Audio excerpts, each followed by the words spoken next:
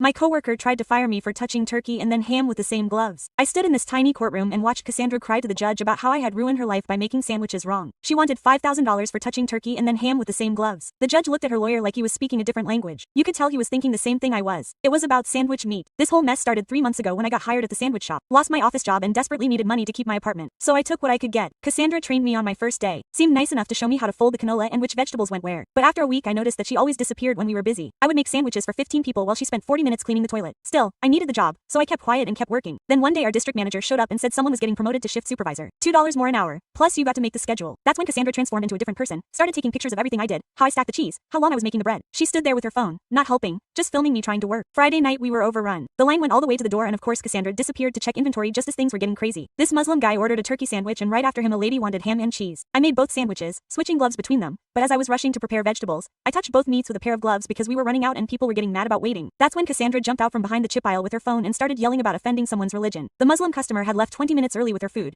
but she continued to scream about contamination and disrespect. The lady waiting for her ham sandwich just stood there confused while Cassandra filmed herself crying about the hostile workplace. She called dispatch that night and said I did it on purpose to offend people. Said I had a pattern of food aggression and made her afraid to come to work. My manager had to suspend me while they investigated, which meant I couldn't pay rent for the month. Cassandra posted on Facebook that our sandwich shop hated Muslims and people I had never met started calling me racist. She hired a lawyer and sued me for emotional damages, saying she couldn't sleep at night thinking about the sandwich incident. Her lawyer wrote this long paper about how I had affected her mental health with my reckless food handling. They wanted money for her suffering, money for missing work because she was upset, and extra money to punish me. When it was my turn in court, I didn't have any fancy evidence. Just stood there with my one witness, this older guy named Byrne who came every Friday for a meatball. He raised his hand and asked if he could talk. Told the judge he was there that night, saw the whole thing happen, he said, sitting in the corner booth doing his crossword puzzle like he always did. When Cassandra came out from the back, he looked around to make sure the Muslim customer was gone. Then he hid behind the chip shelf with her cell phone out. He watched her crouch there for 10 minutes, waiting for me to do something she could film. Byrne pulled out his own cell phone and showed a video he had made because he thought something strange was going on. You could see Cassandra circling the shelf, whispering into her phone, "Come on, do something wrong already." When I touched both meats, she finally whispered yes before jumping out to make her scene. The judge asked Cassandra why she hid behind the chips when she was working. She started stuttering. She said, "Checking inventory." Byrne laughed and said, "The chips are in the front, not behind the shelf." Then this other customer in the back of the courtroom stood up. The Muslim man who ordered the turkey soup last night, he said,